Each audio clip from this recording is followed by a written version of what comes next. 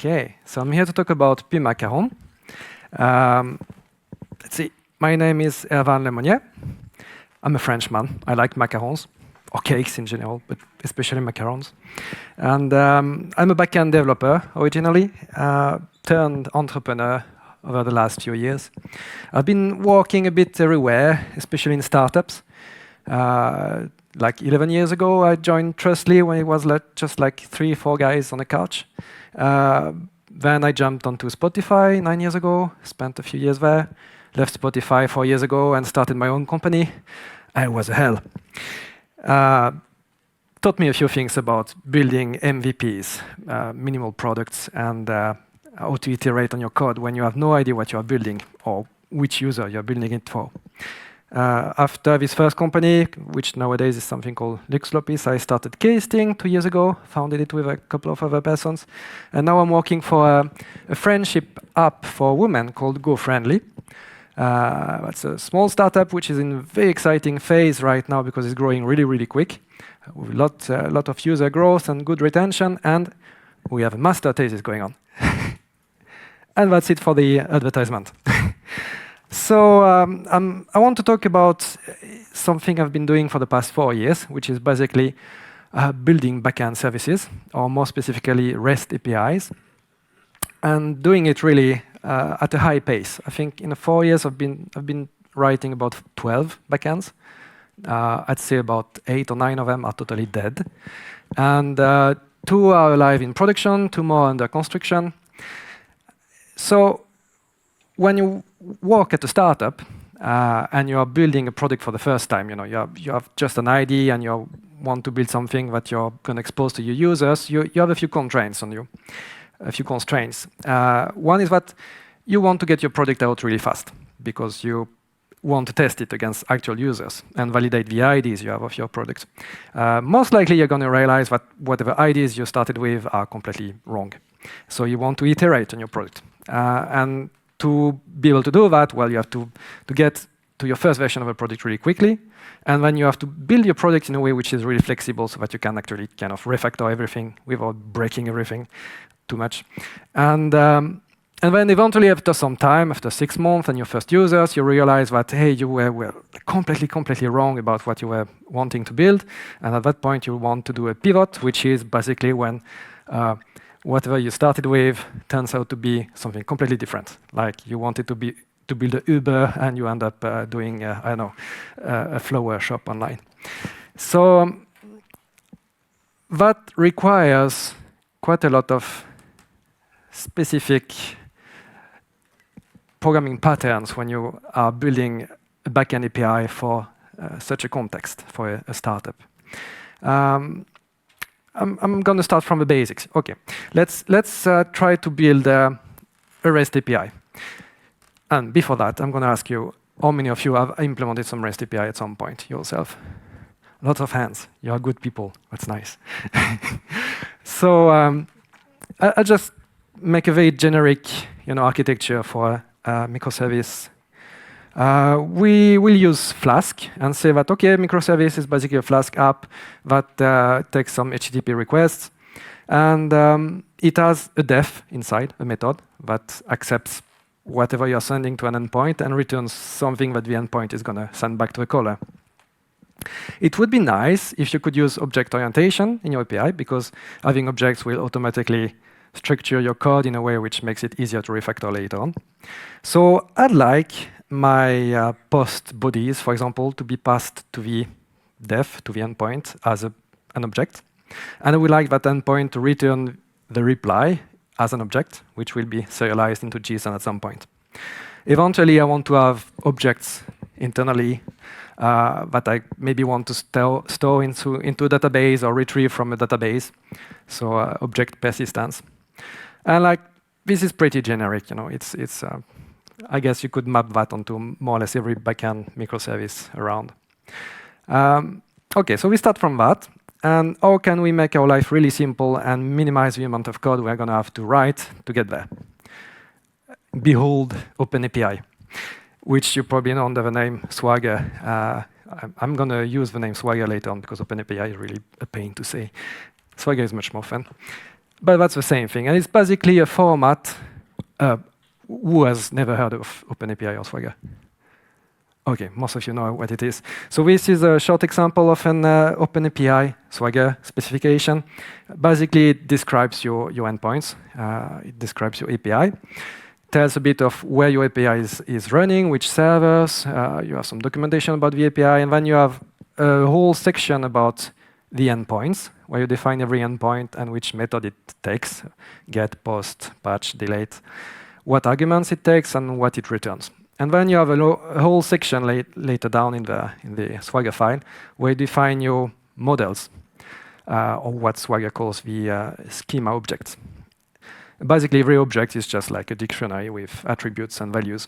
And on the attributes, you can set a type, which is very nice because that means later on you can automatically type check your parameters. So Swagger is nice because Swagger is your documentation. You have tools such as Swagger UI, where you can visualize this YAML file we saw before. And it looks like this. I'm pretty sure you have all seen that around under one or another HTML theme or CSS theme. And you can dig down into the API, and in some cases, you can even test the API from within the Swagger UI. It's really nice. So I'm only missing one thing into the Swagger UI, and that's what you see in red here. So that red line is something I ended up adding to the Swagger so that I could auto-generate basically all the server-side code in my Flask app. That's something, this xbind server line, that tells which Python method in my code to bind to a given endpoint in the API. So if some of you really know Swagger, you'll say, hey, but this is exactly the same thing as operation ID, and it is.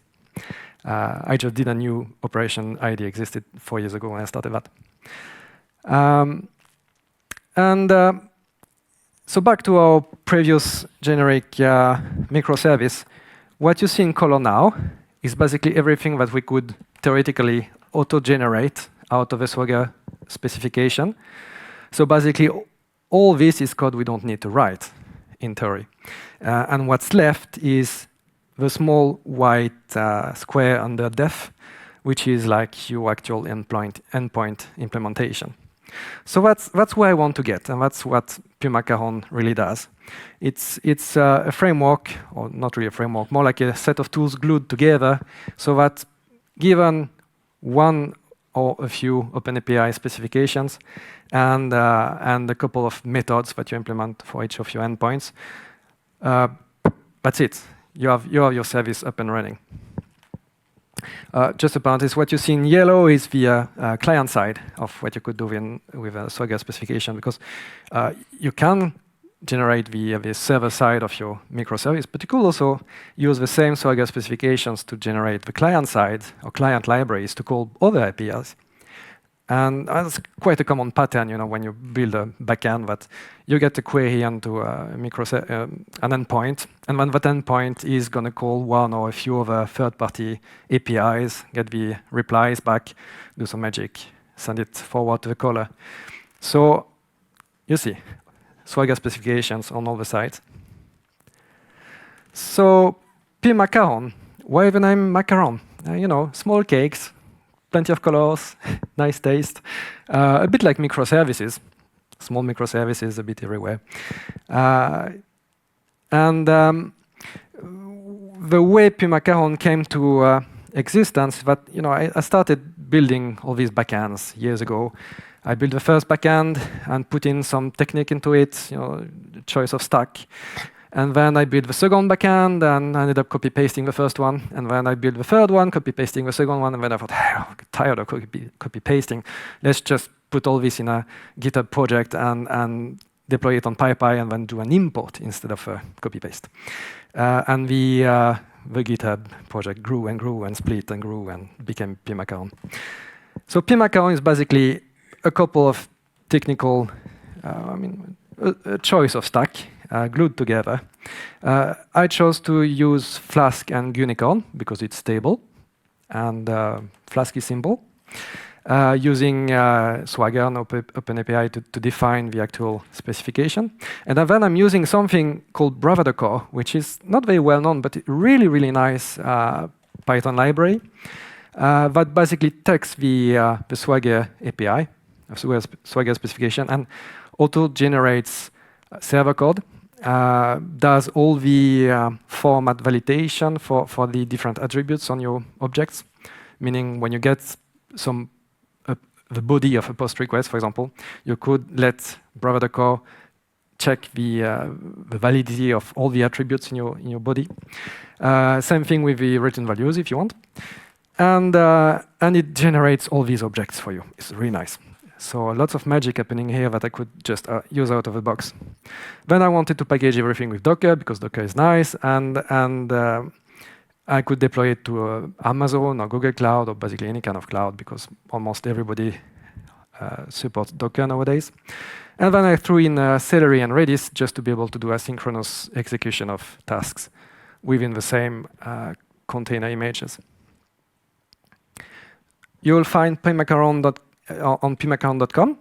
If you're if you want to jump ahead, just go there and run the example, and you'll be happy. You don't have to listen to me more. You can also check on GitHub, and it's a bit a mess there because there is a constellation of different projects for PyMacaron. The main one is PyMacaron itself. That's what you import into your code when you want to start a PyMacaron service. And then you have a couple of other projects that are implementing different aspects of PyMacaron. I'm not going to go through the list in detail because time is getting short. Some of these projects are not even Python projects. They are just like bunch of scripts for deploying to Google Cloud or Amazon. And since you are here and chose not to go to a talk about not being a DevOps, I'm not even going to talk about DevOps. But the DevOps part is in these projects. Let's get started with PyMacaron. You would have to do that. For those of you who have a laptop on your knees, you can do that. To clone a project called PyMacaron Hello World, which is the simplest way to get started, really. You clone it, and then you see a number of files. That's the structure of a PyMacaron project. You have a directory called APIs, or anything, into which you put your Swagger specifications. Then you have your actual code, the code for your project, which is, in that case, under Hello World in a file called api.py. And then you have a license and a README, because it's nice. And then you have a pymconfig.yaml, which is a configuration file, because PyMacaron needs to have a few configuration parameters to know, first of all, which cloud to deploy, and with which credentials.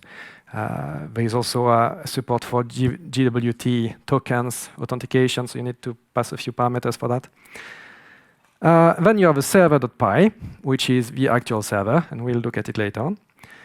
And you have two different directories for tests, because here I'm making quite a hard design decision. I'm splitting unit tests from what I call acceptance tests, end-to-end tests, basically. Unit tests are, well, your usual unit tests, what test your program method by method. Acceptance tests are end-to-end tests towards your API, but basically pretend to be a caller of the API, do some stuff against one endpoint or a couple of endpoints, and check the replies. I find those to be much, much more efficient when you want to iterate on your product without breaking things. Because when you iterate and refactor a lot, you're going to break all your unit tests. While if you if your purpose is to just refactor inside without breaking the contract of the API, which is probably the case when you're iterating on a product that live users are using, the acceptance tests, the end-to-end tests, are what really saves your life. You start a PyMacaron service with what you see on the first line here, Python server.py. Then you can curl into it and get an answer, and then you can run tests using something called pymtest, which is just a wrapper around nose test, really. And here is the code for the server file. So that's what starts your PyMacaron service. You see, it's basically you are creating a Flask app, and then you are at the end calling back a method called start here.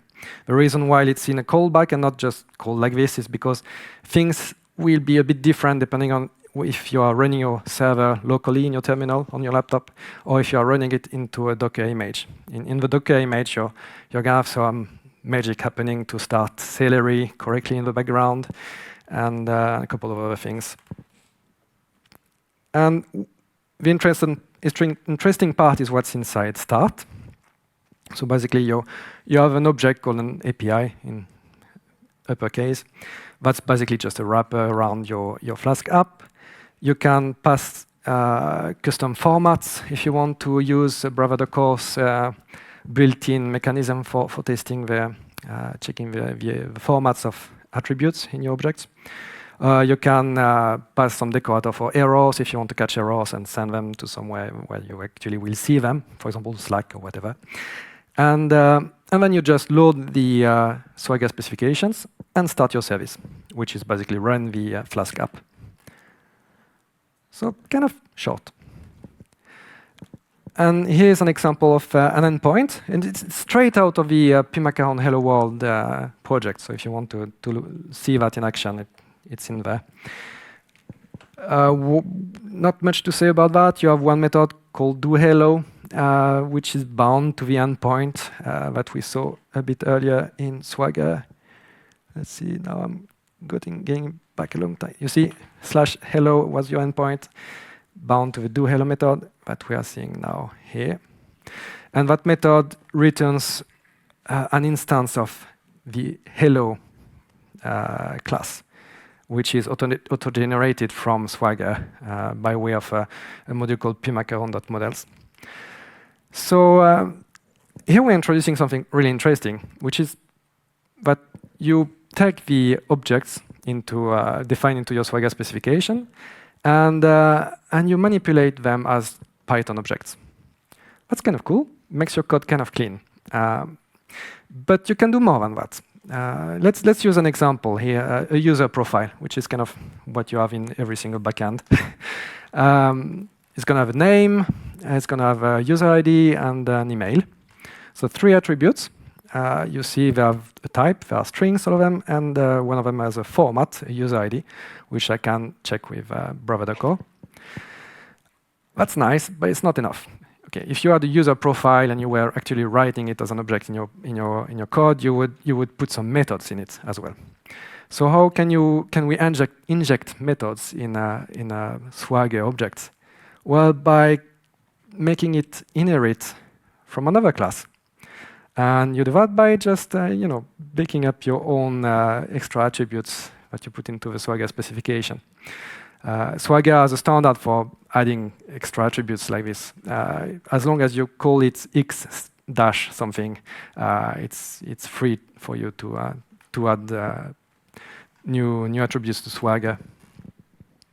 So here we could add methods such as update or send email to a user profile object. That's a nice pattern. The only thing I've done here is I let the framework, PyMacaron and Bravado Core, generate an object, and then I'm telling it, okay, that object should inherit from that class. That makes your code really clean on the server side. Same thing if you want to add persistence to your objects. Well, let's just inherit from one more class, and that class will have persistence methods such as save to database or load from database. That's clean as well. So, what about asynchronous execution? Say you are back in your microservice here. That was a long way back. What happens most of the time in a microservice when you start profiling it and wondering, okay, where am I losing time, is that it's not so much your Python code that's slow, it's that your Python code is making calls to other third-party products. It could be a database, and then you stand there and you just wait for the answer from the database, or it's maybe an API for sending SMSs.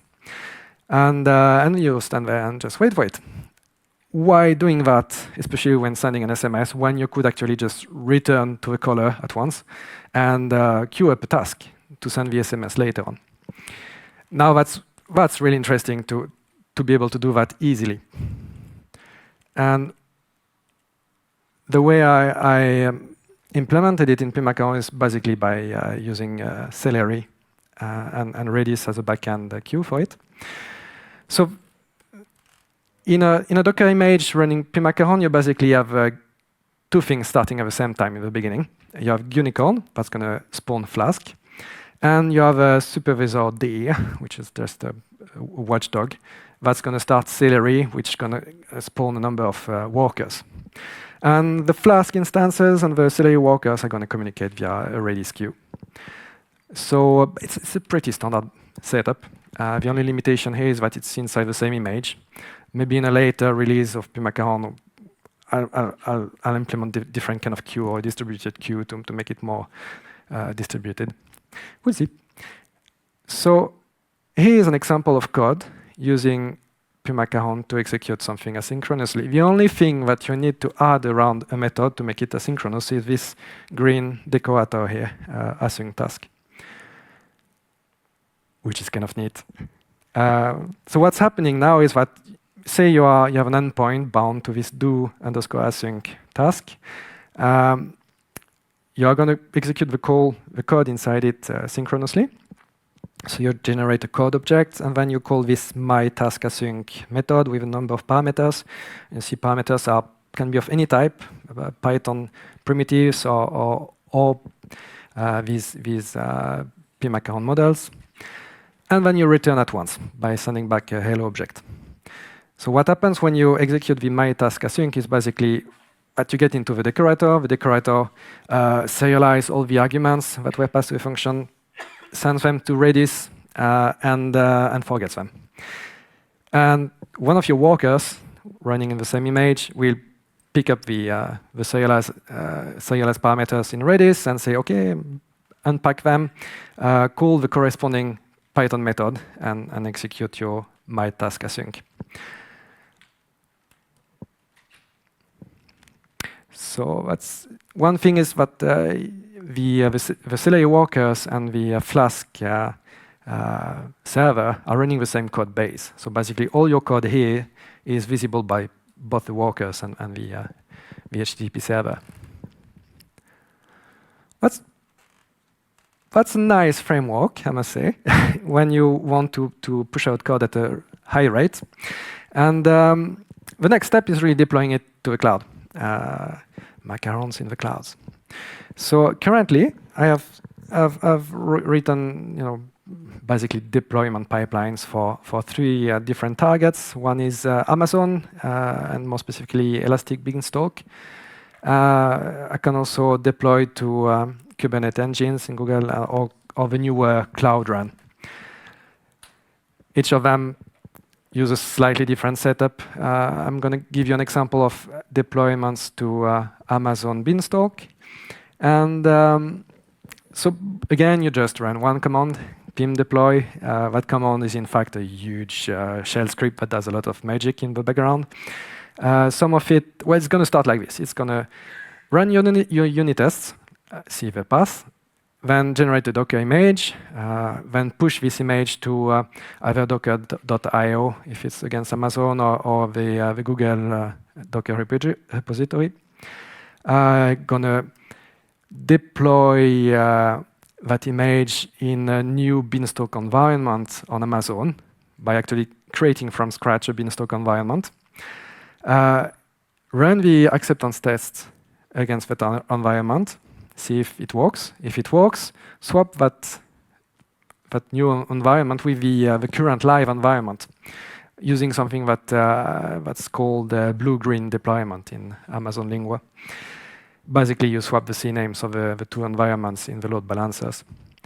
And then test once more against the live environment just to be sure that it's still working and you haven't broken everything. At that point, if the test don't pass, you can still roll back by swapping back the two environments. So that's one pipeline, and really you could do it any way you want. The nice thing about that pipeline is that you get it for free. It's baked into PyMacaron. Same thing with the pipelines towards Google Cloud Run and the Kubernetes engines. So that means that I actually timed myself. The last time I wrote a PyMacaron microservice one week ago, it took me about 1 hour from the time I started writing an open API specification with just like one endpoint and some some simple parameters, to actually having it running in Cloud Run in Google, so that I could call it from anywhere, ready to scale up and auto-scale and so on, which is exactly what you want when you want to iterate on your product. You don't want to spend any time on DevOps, on building up your infrastructure, on monitoring it. It should be baked in and out of the box. And that's it. That's PyMacaron.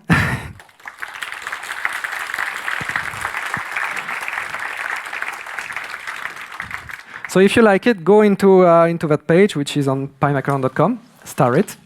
I like stars on GitHub. And really, this is a one-man show. I'd love to have more persons, more eyes onto this project, helping me to bring some maturity into it. So get involved. There's a link there. Or you can even Slack with me on Slack. There's a Slack community for that. And I guess at that point, I'm going to take questions. Any questions?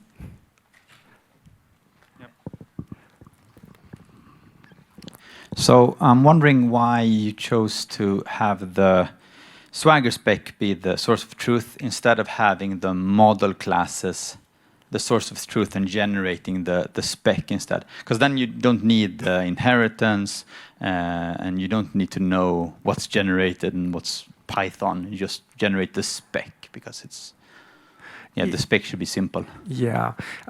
I get so much for free by using Swagger, because I can auto-populate the roots. It's not only the objects or the models, it's also all the interface. And I get all the documentation. So I would need that anyway. So in the end, rather than having a source of truth in object specifications and then another source of truth for the actual API in Swagger, I think it's easier to put it only in Swagger, if I understand you well. Do we have any more questions?